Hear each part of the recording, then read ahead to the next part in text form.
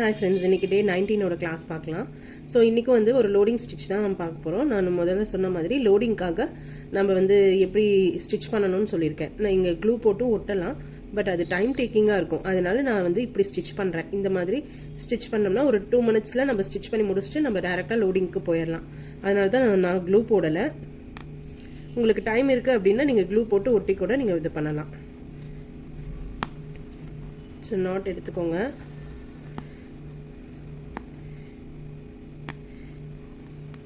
கொஞ்சம் ப்ராக்டிஸ் வேணும். இது அந்த லைனில் கரெக்டாக நம்ம ஸ்டிக் பண்ணி இது ஸ்டிச் பண்ணுறதுக்கு அவ்வளோதான். நான் எப்படி ஸ்டிச் பண்ணுறேனோ அதே மாதிரி கிறிஸ் க்ராஸில் அழகாக நீங்கள் ஸ்டிச் பண்ணிங்கன்னா அது ஸ்ட்ரெயிட் லைன் நமக்கு வந்துடும். இதே மாதிரி நீங்கள் ஸ்டிச் பண்ணிட்டு வரணும்.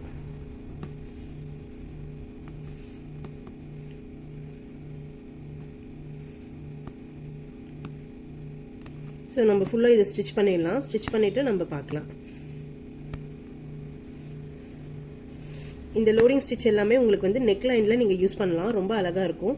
இப்போ வந்து சிம்பிள் டிசைன்ஸ் தான் நிறைய பேர் விரும்புகிறாங்க. நெக் லைனுக்கு இந்த மாதிரி லோடிங் ஸ்டிச் பெருசாக யாரும் விரும்புறதில்ல. இருந்தாலும் ஹெவி பிரைடல் ஒர்க்குக்கு நீங்கள் இந்த நெக்லைன் லோடிங் ஸ்டிச் போட்டு நீங்கள் நெக்லைன் கொடுக்கும்போது ரொம்பவே அழகாக இருக்கும்.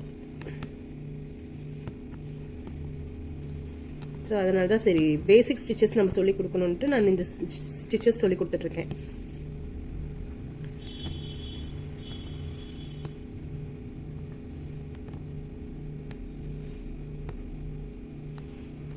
நார்மல் ஷூவிங் த்ரெட்லேயே நீங்கள் இது ஸ்டிச் பண்ணுங்கள்.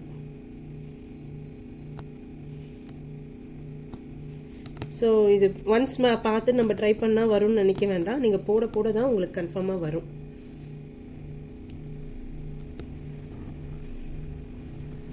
லாஸ்ட்டாக மட்டும் ஒரு 2 ஸ்டிச் எக்ஸ்ட்ரா போட்டு நீங்கள் அதை ஃபினிஷ் பண்ணணும். இல்லைன்னா இது வந்து தூக்கிக்கும். அதனால நான் சொல்கிறேன்.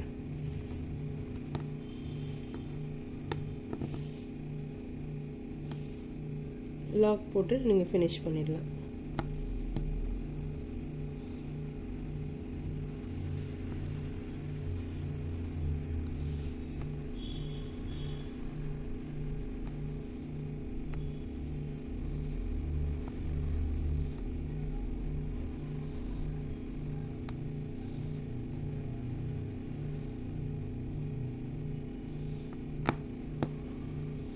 முதல்ல லாக் போட்டு முடிச்சுட்டு நீங்கள் எந்த மெட்டீரியல் எடுத்து நீங்கள் இப்போ பார்த்தீங்கன்னா நம்ம ஃபுல்லாக வந்து பைப்பிங் த்ரெட்டை ஃபிக்ஸ் பண்ணிட்டோம். இப்போ வந்து ஒரு 4 கட் பீட் எடுத்துக்க போகிறோம். நம்ம இப்போ யூஸ் பண்ண போகிறது வந்து கட் பீடு, ஓகேங்களா? ஸ்மால் கட் பீடு நம்ம யூஸ் பண்ண போகிறோம் லோடிங்காக. ஸோ நீங்கள் ஃபஸ்ட்டு இங்கேருந்து த்ரெட் எடுத்துக்கோங்க. த்ரெட் எடுத்துட்டு நல்லா கிராஸாக கொண்டு வரணும். 4 பீடு போட்டிருக்கனால கிராஸாக நீங்கள் கொண்டு வந்தால் தான் அது இதாகும். திரும்ப இங்கே எடுத்து இந்த இடத்துல ஒரு லாக் போட்டுட்டு திரும்ப 4 பீடு எடுத்துக்கிட்டு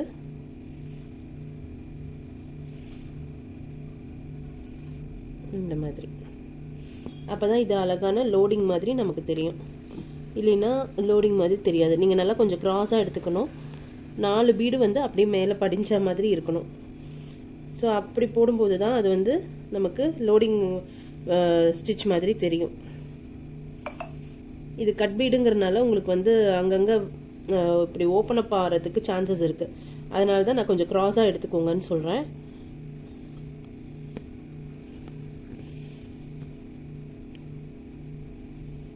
இது சைஸும் ஒவ்வொன்றும் ஒவ்வொரு மாதிரி இருக்கனால உங்களுக்கு கொஞ்சம் வந்து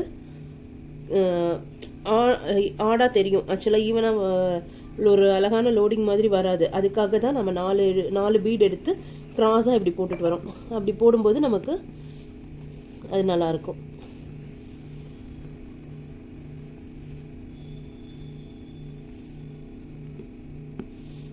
இப்படி போடும்போது தான் பார்த்தீங்கன்னா நமக்கு லோடிங் அழகாக தெரியும்.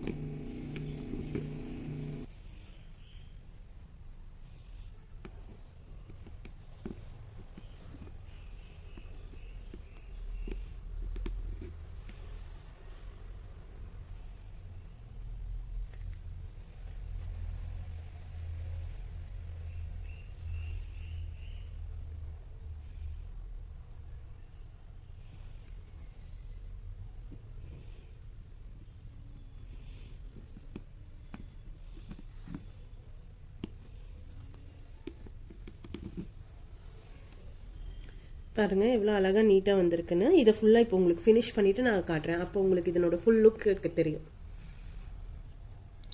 ஸோ இப்போ பார்த்தீங்கன்னா நான் வந்து இந்த லோடிங் ஸ்டிச்சை ஃபினிஷ் பண்ணிட்டேன். எவ்வளோ நீட் ஃபினிஷிங்கில் இருக்குன்னு பாருங்கள்.